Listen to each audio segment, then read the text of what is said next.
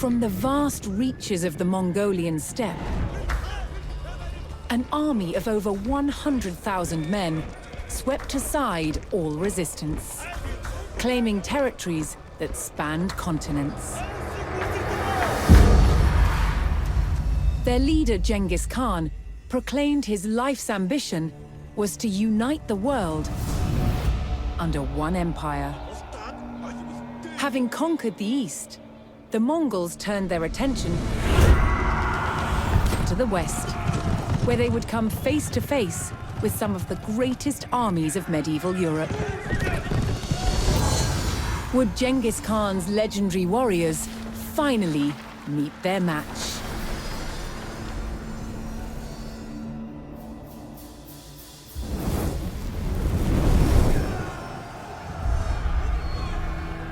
By 1221, the Mongols had taken cities throughout Asia, generating vast amounts of tribute from those they conquered. The West, however, was still an untapped resource. Genghis Khan sent his trusted generals, Jebei and Subutai, to attack Europe. With an army of 20,000, Jebei and Subutai took the West by surprise, raiding cities and destroying armies. Within 2 years, they had the prosperous Rus territories in their sights. But in their way was a Rus army of over 40,000 men. Outnumbered, Jebei and Subutai turned and started to head back east. The Rus sensed an easy victory and set off in pursuit of their retreating enemies. For 8 days, the fast-moving Mongols stayed just out of reach. Then, Jebei and Subutai set their trap. They lured the Rus across the Kalka River and turned to fight. The Rus had fallen for one of the Mongols' most effective tactics, the feigned retreat. The stage was set for the Mongol army to test themselves against Europe's finest.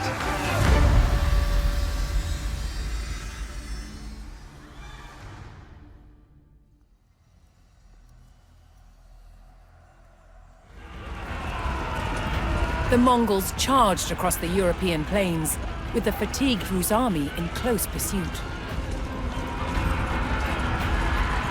The Rus had fallen for the Mongol tactic of the feigned retreat, and unknowingly followed them into peril.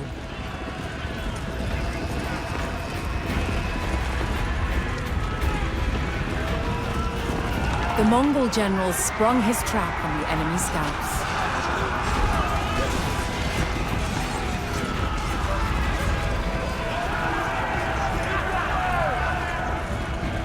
With the Rus scouts cut down, General Subutai crossed the Kalka River. Here, he would stage a full-scale ambush on the vast Rus army.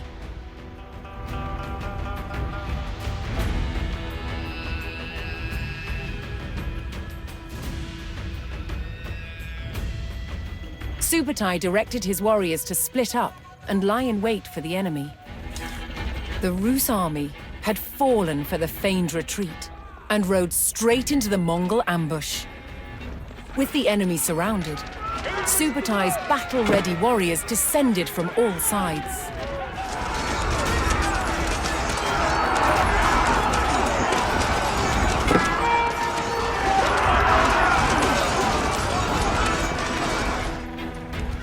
The Rus stockade fell.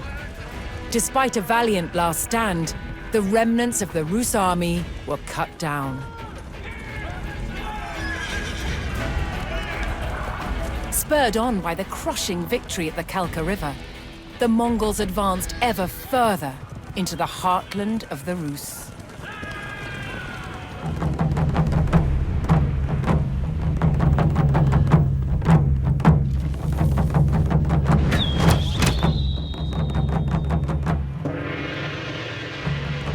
noise and confusion of battle, communications were vital. One solution was the use of message arrows. Signal arrows could be used to send messages to your drone troops. Faster than a man, faster than a horse. It was the quickest way to communicate in the heat of battle. Whistling arrows were blunt, and most importantly, they announced their arrival. But they weren't just used to pass written messages. When shot in a volley, whistling arrows could be loud enough to signal to a small group of warriors, telling them both where and when to attack. On hearing the sound, they would gallop in and strike where the arrows landed. However, a much louder sound was required to sound the retreat or to communicate to the whole army. That was the job of the war drums. The Mongols also used gongs, and the combinations of drums and gongs gave the Mongols a wide array of signaling options. We do not know the exact rhythms they used, but basic commands could be conveyed with different percussive patterns. They enabled the Mongols to communicate with their own forces and strike fear into the enemy. They were the heartbeat of the Mongol army.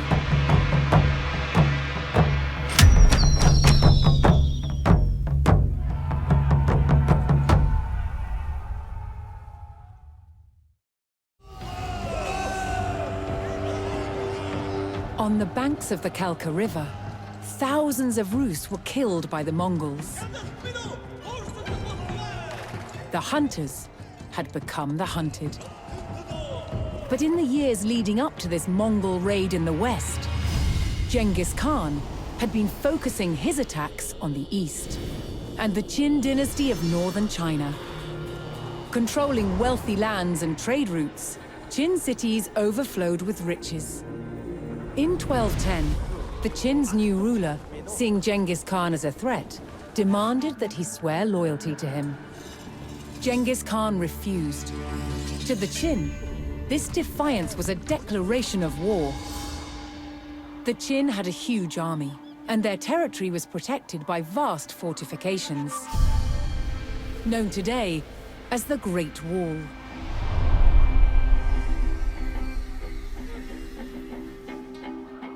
The Mongols had never faced a more formidable enemy.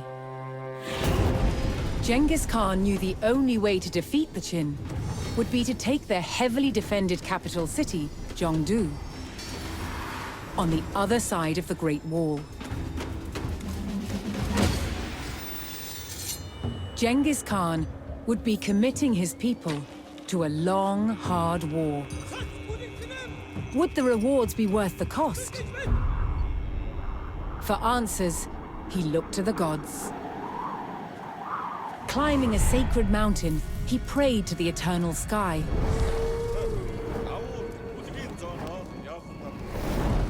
After 4 days, he received his answer. The Mongols would be victorious.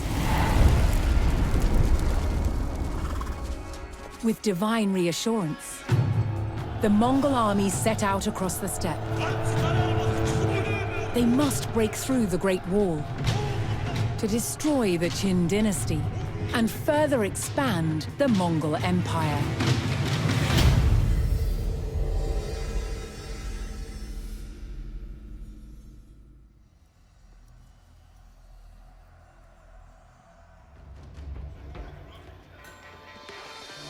The Qin fortress of Shangjaku blocked Genghis Khan's path to the Great Wall.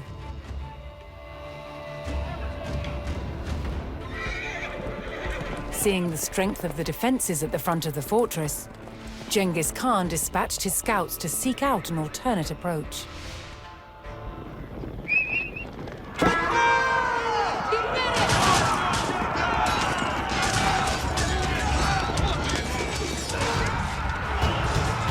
The Mongols burned the enemy building, claiming valuable spoils from the ruins.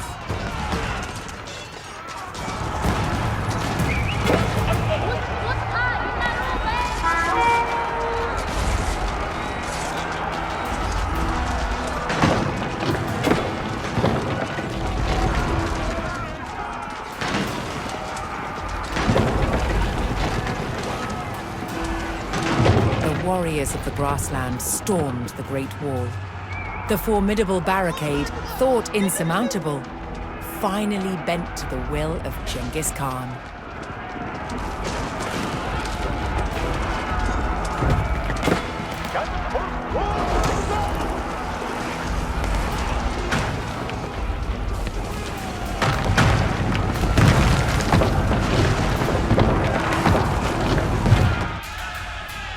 The great keep at Juyong Pass burned to the ground, giving the Mongols a secure route into the heart of Qin territory.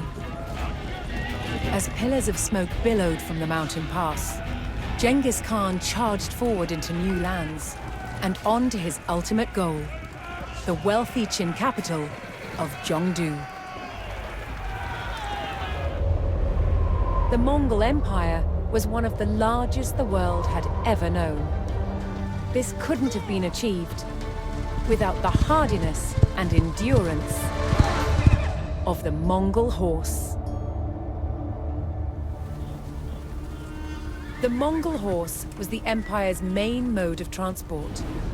From the extreme heat of the Gobi Desert to the harsh sub-zero temperatures of Eastern Europe, it had to be adaptable to any type of condition. Professor Del Geborgian is an expert on this breed.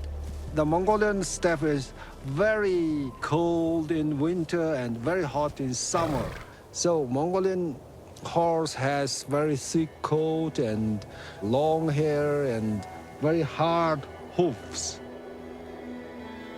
Left untrimmed and unshod, their hooves are perfect for crossing all types of terrain. And by feeding themselves on what was naturally available from the land, the army was freed from carrying additional fodder on campaign. In winter, it can pour off the snow and eat the grass underneath. But it wasn't just their versatility that made them invaluable. It was also their ability to travel great distances quickly, made possible by a unique fifth gate. The fifth gate is an energy-efficient pace that enables the Mongol horse to travel at a steady speed for long periods of time. And the running style is almost bounce-free, meaning a warrior could endure longer rides and even sleep whilst on the move.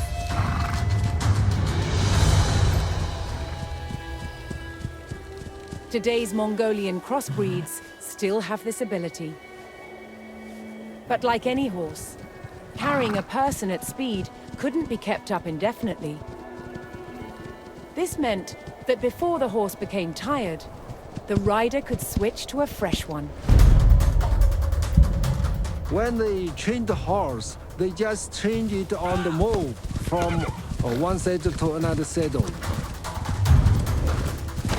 By repeatedly switching horses, a mounted warrior could travel vast distances much faster than conventional armies. With their speed, adaptability, and endurance, the Mongol horse was the engine that drove the Mongol army to victory. Genghis Khan had successfully breached the Great Wall of China. He led his forces to the greatest prize in the East, the capital city of Zhongdu. He besieged the city, knowing that its inhabitants could not hold out forever.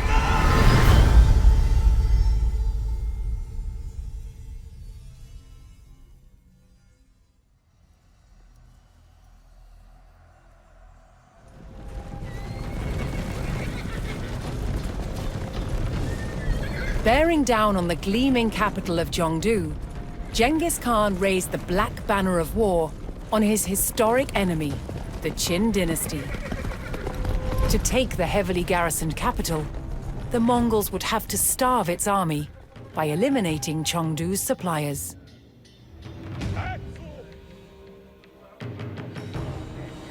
But first, the Khan directed his warriors to raid Qin buildings and villages surrounding Chengdu.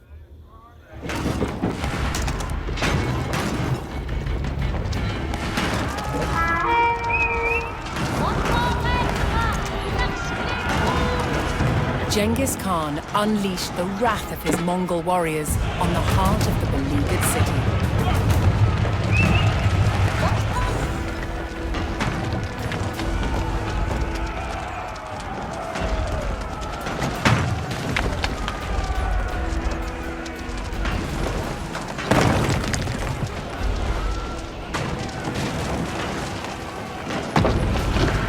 The city was ready to fall in the wake of the destruction wrought by the Mongols.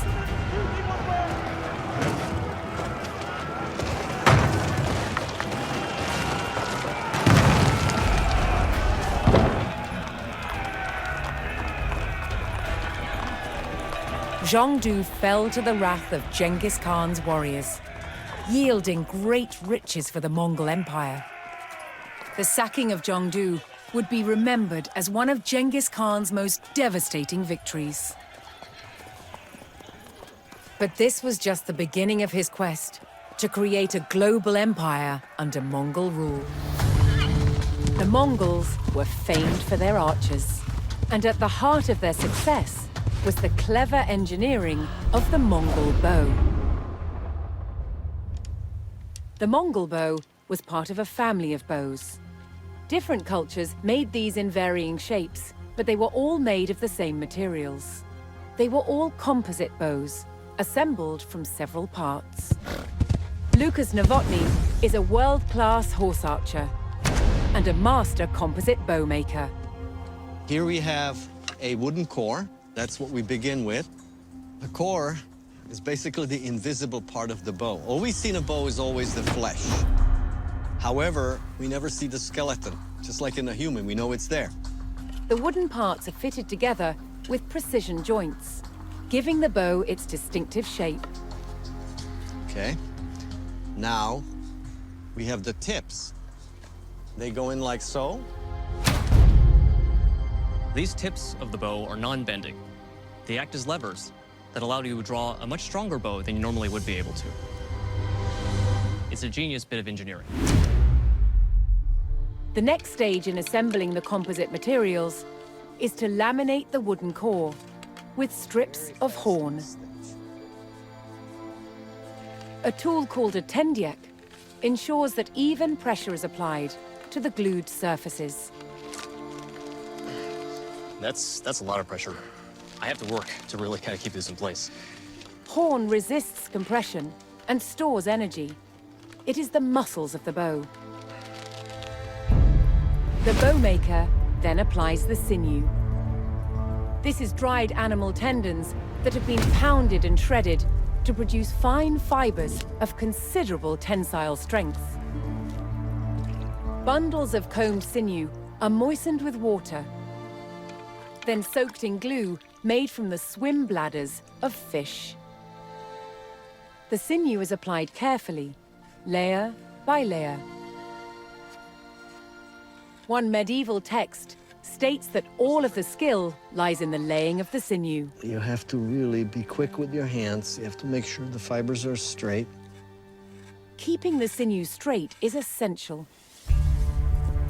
If the limbs are not perfectly true, the bow risks twisting in action. A finished Mongol bow is usually covered with leather or birch bark to protect it from the elements. But the horn is exposed. That is where the power is. In the hands of highly skilled mobile horse archers, the Mongol bow became one of the most legendary weapons in history.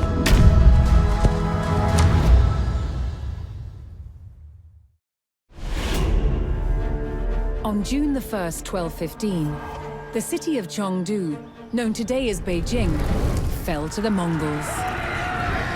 They looted the city, sending caravans loaded with luxuries back home. This victory over the Qin dynasty was to be one of Genghis Khan's greatest triumphs. After his death in 1227, his descendants continued the conquests, and his grandson, Batu Khan, had his eyes on the west.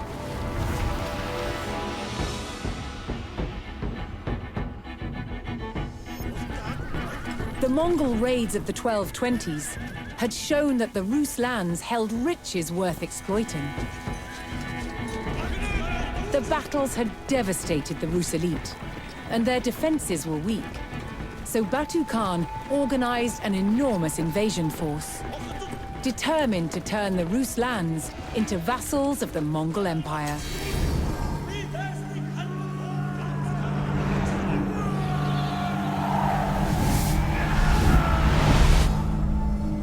The Mongols captured territory after territory. By 1240, they had their sights on the great city of Kiev.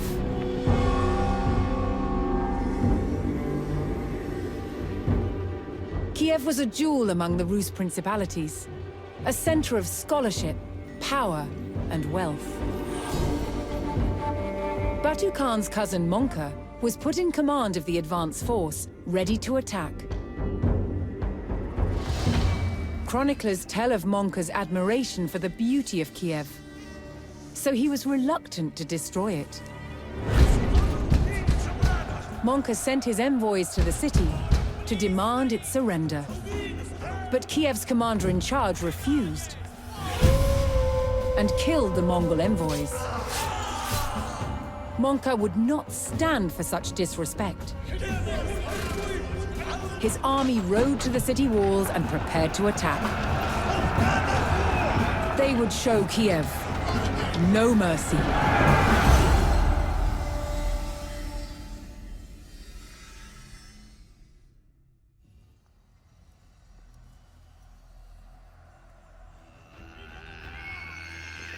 Möngke Khan's drive into the west brought the Mongol army to the splendid city of Kiev, the gateway to Europe. The Kievan commander had refused to surrender, leaving Möngke only one choice: to take the city by force.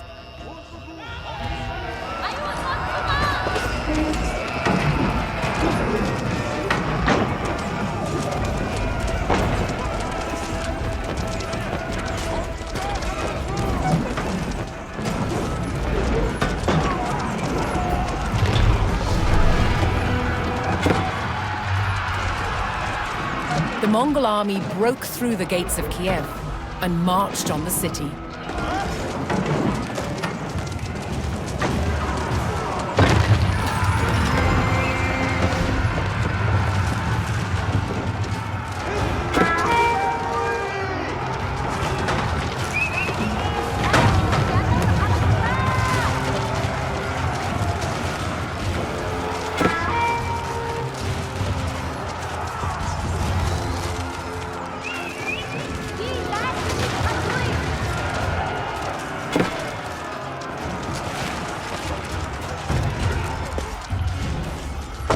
As the last buildings collapsed, the Mongol victory was complete.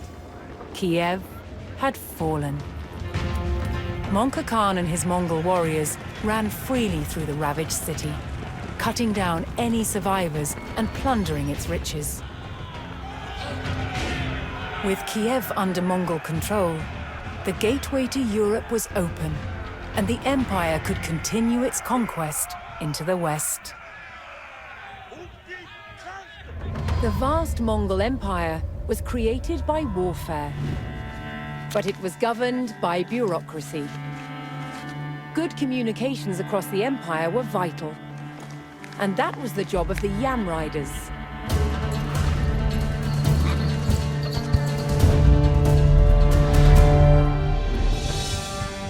The Yam was an incredibly well-organized postal system, introduced by Genghis Khan over 800 years ago. It consisted of a network of relay stations, linked by high-speed riders. These riders were so fast, they were known as the arrow messengers. You know, they rode at such a bruising pace that they would have to use these cloths to support their abdomen, their spine, and their internal organs. Yam messengers wore a sash of bells, so they could be heard approaching from a distance. With this advance warning, a fresh relay horse could be ready as soon as they arrived.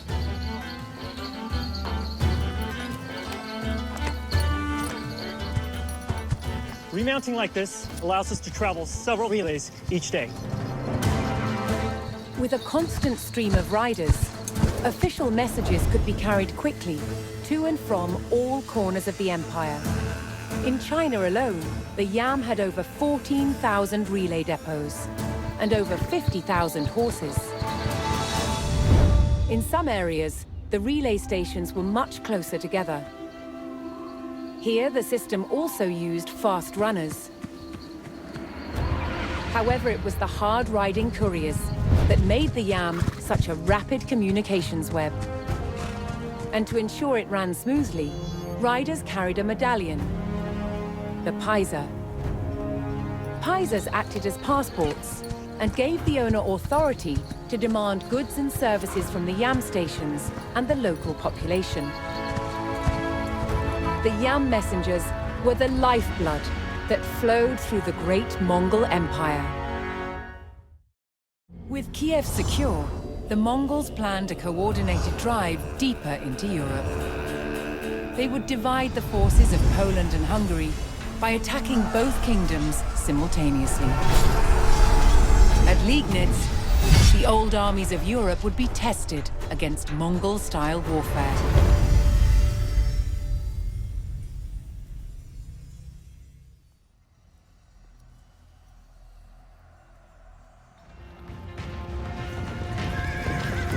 In the fertile grasslands of Liegnitz, the Mongols would face Europe's greatest armies, led by the forces of Poland. An army from Bohemia was marching to assist the Polish forces gathering at Liegnitz. Together, they hoped to stop the Mongols before Western Europe succumbed to a full-scale invasion. If the Mongols acted quickly, they could defeat the scattered Polish army and force the Bohemians to withdraw.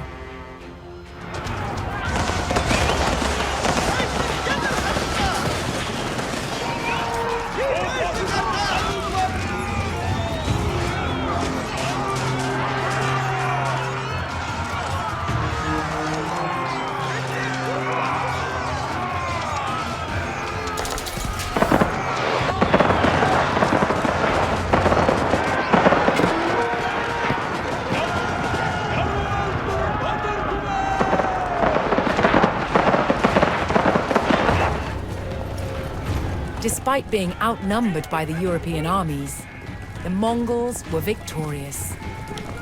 As fire scorched the farmlands of Liegnitz, Europe reeled in horror. The ingenuity of the Mongol Empire had brought a terrifying new kind of destruction to the doorstep of the West.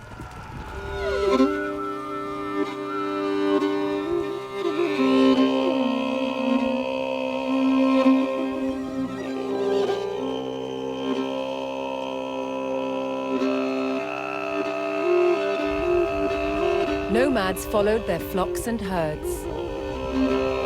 A Mongol family might move up to 30 times a year to seek fresh grazing. Nomadic people civilization is different from the settled civilization. It's based on open field movement and horseback riding lifestyle. The music is one of the most important elements of this kind of way of life. A central theme in Mongolian music is the horse. All Mongol life was lived on horses. That's part of the Mongol identity, is the music of the horse.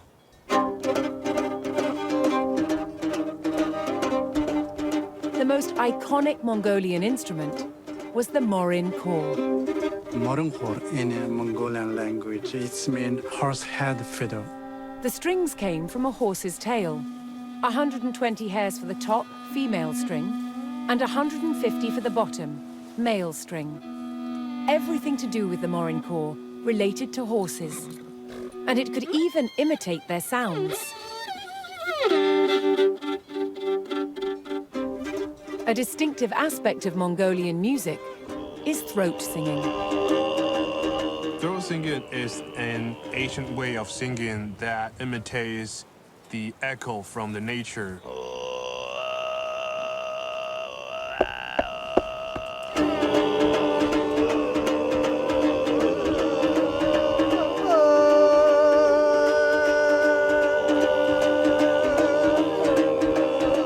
flute singing is the sound of the steppe, the wind, the earth, the animals. Music was also used to tell stories. In this praise song, 2 horses run away from Genghis Khan for a life in the wild. But they miss his kindness, and so they return.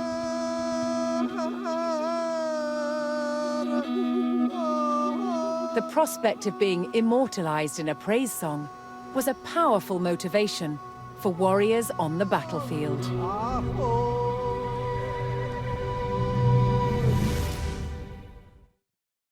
While the Mongols in the north destroyed the Polish army, Batu Khan and General Subutai rampaged through the south into the heart of Hungary. Tricked into an intense pursuit, the Hungarian king chased down these foreign invaders, all the way to the plains of Mohi.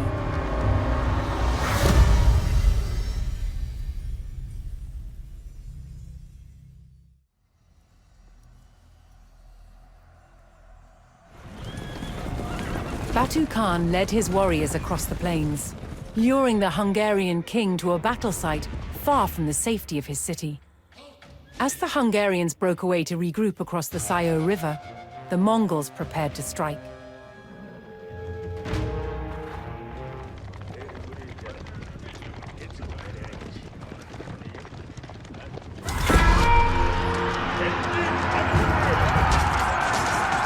Across the bridge, the Mongol soldiers found themselves heavily outnumbered and beat a hasty retreat away from the ambush. The Mongols took the bridge and held the open space, forcing the Hungarians into the trees and splitting them into several groups. Now the Mongols could drive the Hungarians back to their camp. One small space with nowhere to run.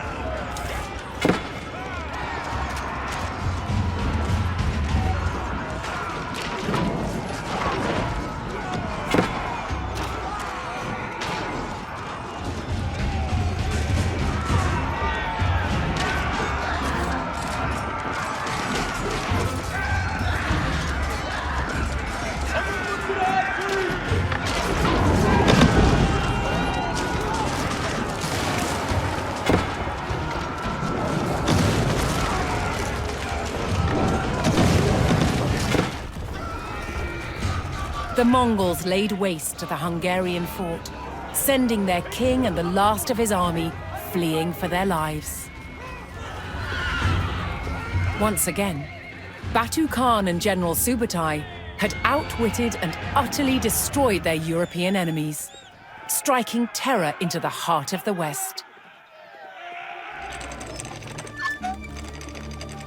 The Mongols used all manner of ingenious machines, from trebuchets to giant crossbows.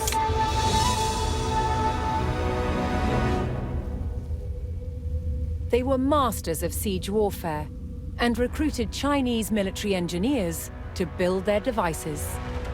In this copy of an 11th century Chinese manual, Justin Ma has discovered an unusual weapon. This is a triple crossbow, a large triple crossbow in an arrangement where we have 2 bows in front, and here's the weird thing. You've got 1 bow in the back, facing backwards. There is a term in this passage which says that the bows are joined using a shongzhou, or a rope and axle, a pulley. Okay, yeah. A pulley is the key, and that's the absolute essential ingredient in this contraption to make it work. The front bows are joined by 2 simple cords. However, the rear bow is set facing backwards. The front 2 bows are strung and set to face forwards. The rear bow is then connected to the front bows by a single cord, running through 2 pulleys. This pulley system allows all 3 bows to thrust a projectile in the same direction. Now these pulleys make sense. Sort of spanning around here, reversing the direction. A winding mechanism, called a windlass, draws the string into place. You can see that tension as it's pulling that last bow in reverse. A crucial part of the design is the backwards-facing bow. This unique feature gives the machine a huge draw, making it capable of shooting massive darts. There's a lot of tension in there.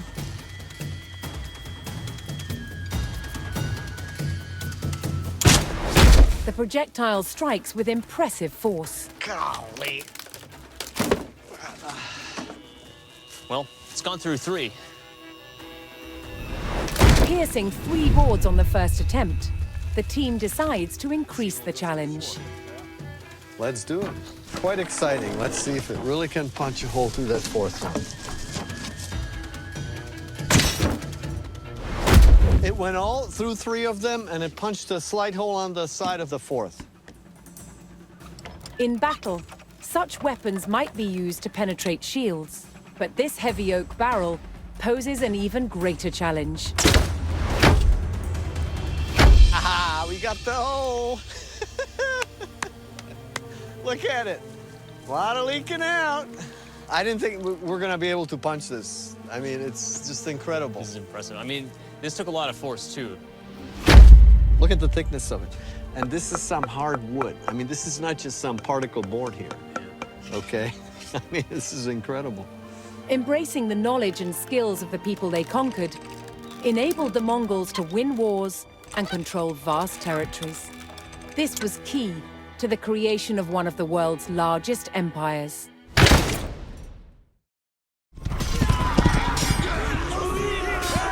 After a stunning victory over the Hungarian king at the Battle of Mohi, the Mongols seemed unstoppable.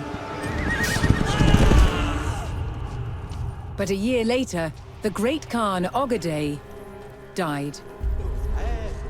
The Mongols pulled out of Europe and returned home.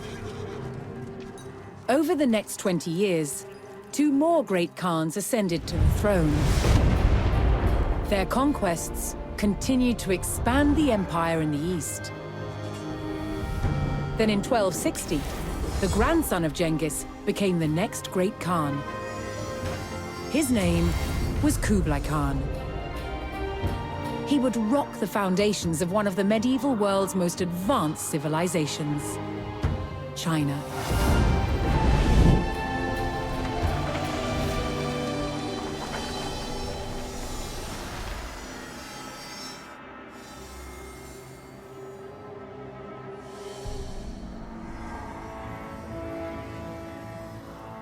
This is Zhongdu. Remembered today as Xanadu, it was once Kublai Khan's great northern capital. From here, he jealously eyed the wealth of southern China's Song dynasty. He wanted to take it and become emperor of all China. The Song dynasty had ruled over southern China for more than 300 years. And the country was prosperous and well-governed. Kublai Khan knew that the key to victory was capturing a strategic city lying far to the south of Chengdu. It was called Xiangyang.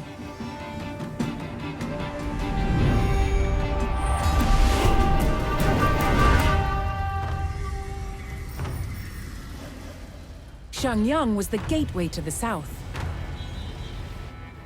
and the heart of the Song dynasty's power. Controlling the Han River, a critical access route to cities further along the Yangtze. Capturing Xiangyang was Kublai Khan's only hope of becoming emperor of all China. The Mongol horde had to take the city at all costs.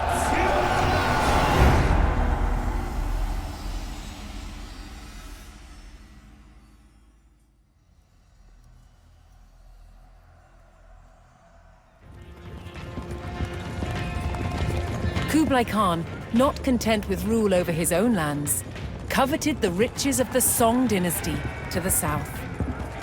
He ordered his army to the twin cities of Fancheng and Xiangyang, confident in his tried and tested tactics. Although Kublai's ultimate target was the fortress of Xiangyang, the Mongols would first have to control its sister city, of Fancheng.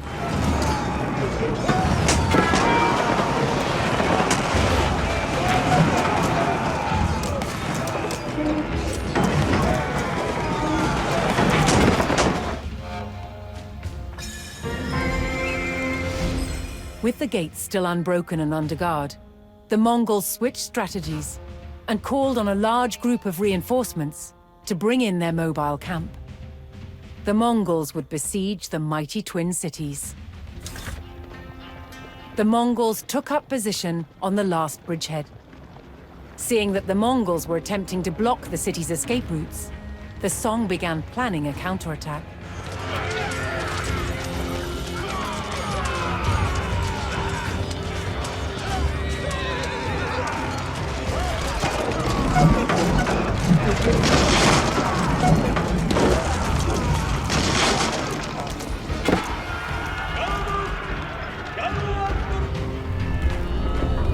Desperate to stop an all-out Mongol assault on their walls, the Song destroyed the remaining bridges to the twin cities.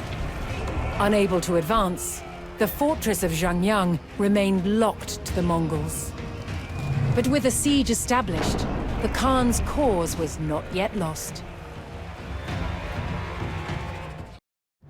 The twin cities did not yield. The Mongols would need a new tactic to breach the Great Song fortress. Rather than another costly head-on assault, they planned to cut off the cities by blocking the critical supply route at Lumen Shan.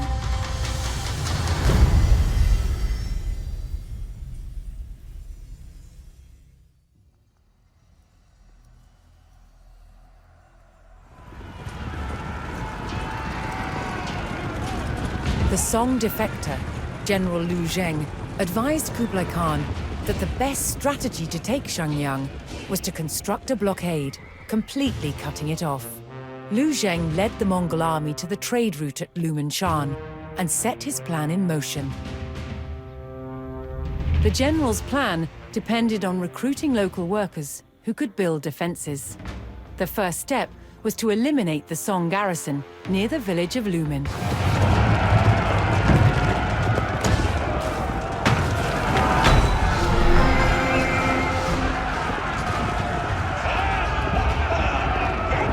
The Mongol army tore through the Song garrison, and with these guardians removed, the people of Lumen gave their support to Liu Zheng and Kublai Khan. Controlling Lumen allowed Liu Zheng to employ Chinese tactics and equipment, including the construction of stone walls. He ordered the people to build walls to block the roads north, cutting off Xiangyang from the rest of the Song.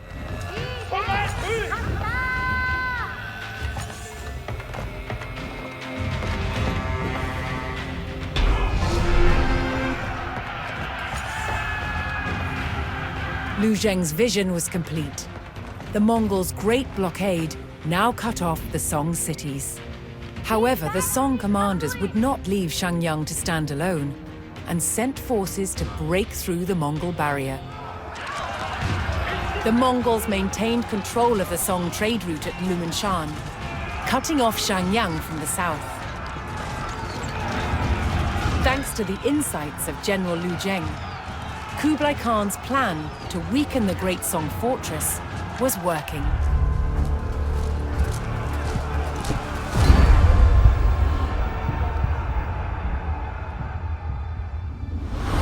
Heavy cavalry was an integral part of the Mongol army. By definition, they were fully armored. Heavy cavalrymen were troops who went into the thick of the fighting. Mongol heavy cavalry had steel helmets, but they also had this very distinctive form of armor here, known as lamina, made of steel, rawhide, and even leather. Now, in this example, you can see how the individual scales have been laced together, often with doe skin. Rows of lamellae, which in turn was then sewn into fabric or leather backing. Lamina armor is wonderfully robust. It's flexible, relatively lightweight, and easy to repair. The Mongol heavy cavalryman, in his characteristic lamellar armor, was the hammer in the Mongol war machine.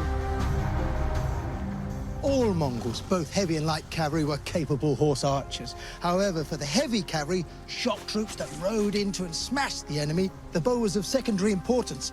Their principal weapon of first contact was the lance. Using the momentum of the horse, the lance was mostly used point first to strike and pierce a foe. It could be used with great precision. Strikes with the point were effective, but the Mongol lance had an additional feature. Not only did you have the spearhead for running into and through the enemy, but you also had this hook to haul them from the saddle. It took considerable strength to pull a man from his horse.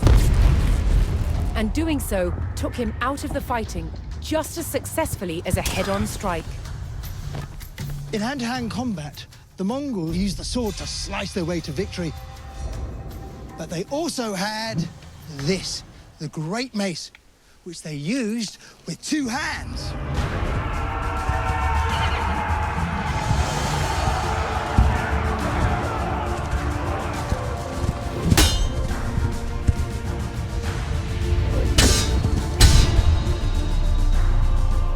Mongol armies were famous for their ability to move fast and strike with surprise. But their heavy cavalry was a brutal shock force that could overwhelm and crush an enemy with raw power.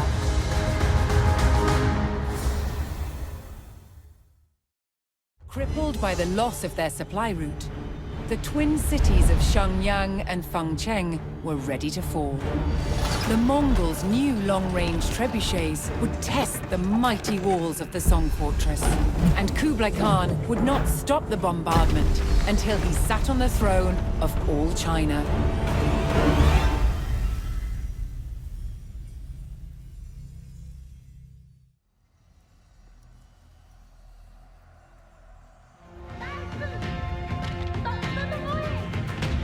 After years of resisting Kublai Khan's siege, Fancheng and Xiangyang still refused to submit to Mongol rule. To take the cities, Kublai Khan would harness the full power of his empire by enlisting an ally from the Ilkhanate of Persia.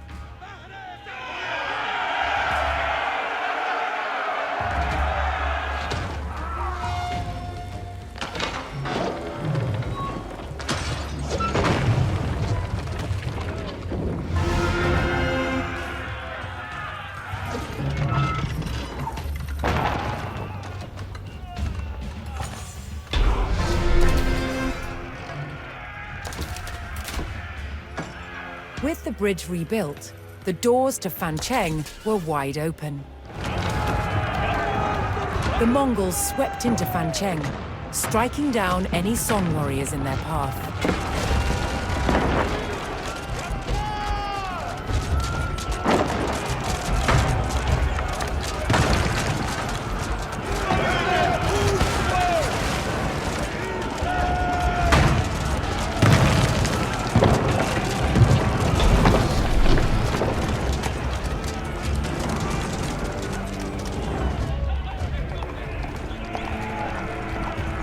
Xiangyang, the great bastion of the Song dynasty, had fallen. Kublai Khan had finished what his grandfather, Genghis Khan, had started. And now, he could establish his own great dynasty and sit on the throne of all China.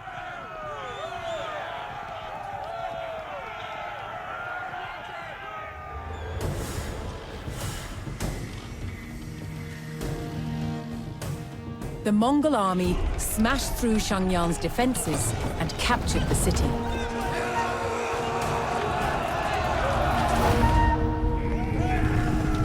Kublai Khan then pursued the remnants of the Song dynasty across southern China. In 1279, at the Battle of Liegnitz, the Mongols destroyed the last defenders of the Song. Kublai Khan now ruled over all China, founding the Yuan dynasty.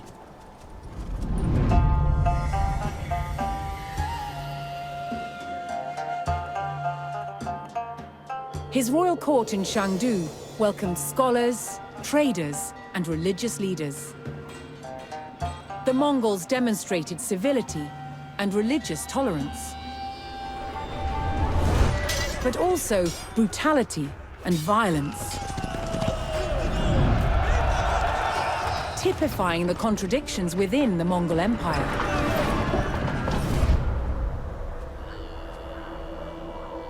Since Genghis Khan first united the Mongolian tribes, they had made incredible advances in technology and trade. And they created indelible connections between East and West. At its height, almost 100 million people lived under Mongol rule, a quarter of the world's population. The Mongol Empire endured for less than 200 years, before fragmenting into smaller territories. But its legend continues to this day. Genghis Khan's mission was to unite the world into one empire. Yet he always returned to the Mongolian steppe, where the endless grasslands lay beneath the eternal sky. And from where he created one of the largest empires the world has ever known.